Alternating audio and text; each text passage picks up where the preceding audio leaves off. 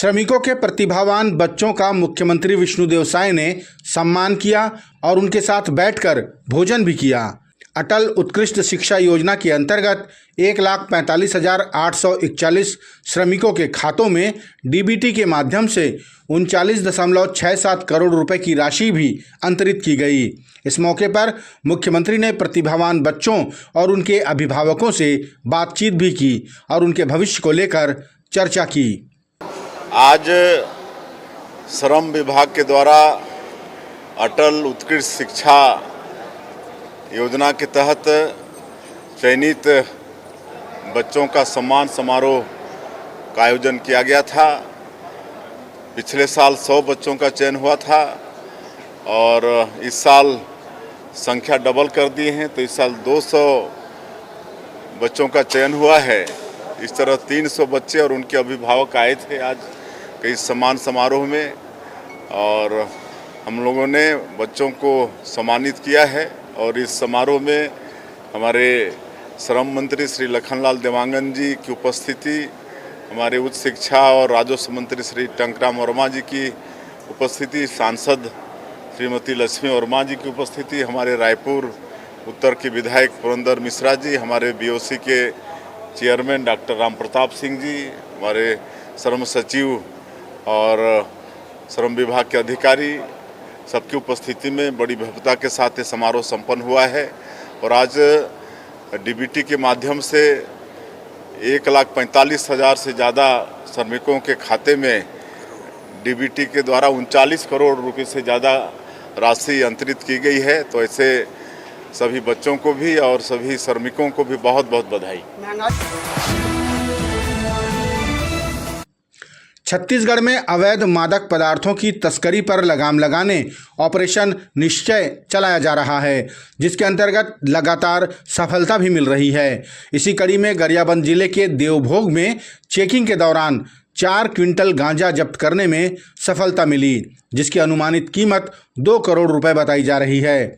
इस कार्रवाई में पुलिस ने 5 आरोपियों समेत एक आइशर मेटाडोर, एक मोटरसाइकिल और 1.5 लाख रुपए नगद भी जब्त किया है। भिलाई में चल रहे शिव महापुराण कथा में प्रदेश के मुख्यमंत्री सपत्नीक पहुंचे और व्यासपीठ का आशीर्वाद लिया। इस दौरान उन्होंने कथावाचक पंडित प्रदीप मिश्रा से भी आशीर्वाद लिया और प्रदेश के सुख समृद्धि की कामना की। हजारों की भीड़ में बैठकर मुख्यमंत्री ने सपत्नीक कथा का श्रवण भी किया। भिलाई की पावन भूमि में विगत 7 दिनों से सुप्रसिद्ध कथावाचक पंडित श्री प्रदीप मिश्रा जी के श्रीमुख से शिव महापुराण कथा की अविरल धारा प्रवाहित हो रही है। और आज हमारा भी सौभाग्य है कि इस शिव महापुराण कथा का श्रवण करने के लिए यहाँ पर आए और लाखों लोग जो इस कथा में आए हैं उनका भी दर्शन लाभ मिला है। और बाबा भोलेनाथ की बड़ी कृपा है छत्तीसगढ़ के अंदर में, वो चारों तरफ यहाँ पर विराजमान हैं विभिन्न नामों से। और बाबा भोलेनाथ के साथ साथ मातृशक्ति माता भी विभिन्न जगहों में विराजमान है। तो इस तरह से बाबा भोलेनाथ और माताओं का भरपूर आशीर्वाद छत्तीसगढ़ में है और हम इस अवसर पर यही बाबा भोलेनाथ से प्रार्थना करेंगे कि उनका आशीर्वाद हमेशा छत्तीसगढ़ के ऊपर बना रहे, छत्तीसगढ़ में खुशहाली। आने वाले कुछ दिनों में छत्तीसगढ़ प्रदेश के अस्पतालों में डॉक्टरों की कमी नहीं होगी। सरकार उनके लिए एक अच्छे पैकेज का इंतजाम कर रही है। ये बातें प्रदेश के स्वास्थ्य मंत्री श्याम बिहारी जायसवाल ने कहीं। उन्होंने कहा कि जब जिसकी ज़रूरत ज़्यादा होती है तो उसकी कीमत बढ़ जाती है। इसी के चलते सरकारी डॉक्टर नौकरी छोड़कर निजी अस्पतालों का रुख कर लेते हैं।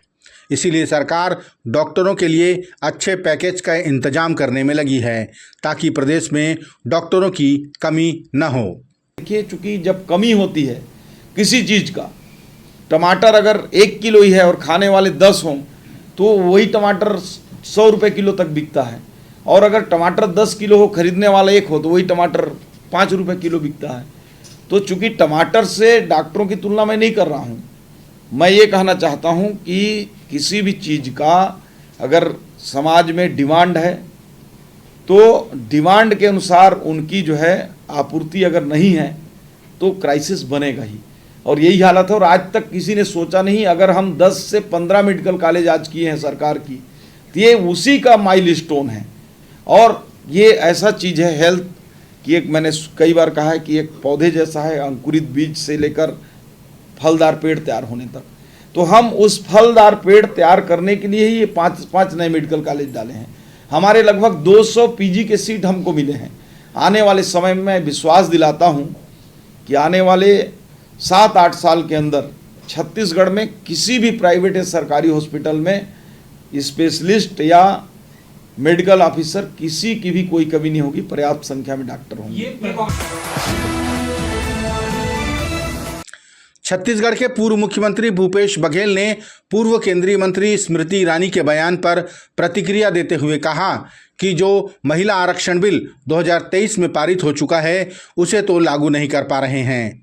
बघेल ने वंदे मातरम को लेकर भी स्मृति ईरानी से पूछा कि वे बताएं कि आरएसएस के दफ्तर में कितनी बार तिरंगा फहराया गया और क्या वहां वंदे मातरम गाया जाएगा। स्मृति ईरानी की स्मृति लोप हो गया है, वो पार्लियामेंट है भी नहीं। वो तो 2023 में पारित हो गया। 1/3 महिलाओं का आरक्षण वो क्यों नहीं लागू कर रहे हैं? अपने प्रधानमंत्री से पूछे। हमारे भी प्रधानमंत्री हैं जो आजकल दिखाई नहीं दे रहे हैं। सपने में भी JNG और JN अल्फा दिखाई दे रहा है उनको। और गाने की बात है, स्मृति ईरानी जी आप बताओ कि आपके पार्टी में आरएसएस के कार्यालय में तिरंगा झंडा कब फहरा और क्या आरएसएस नमस्ते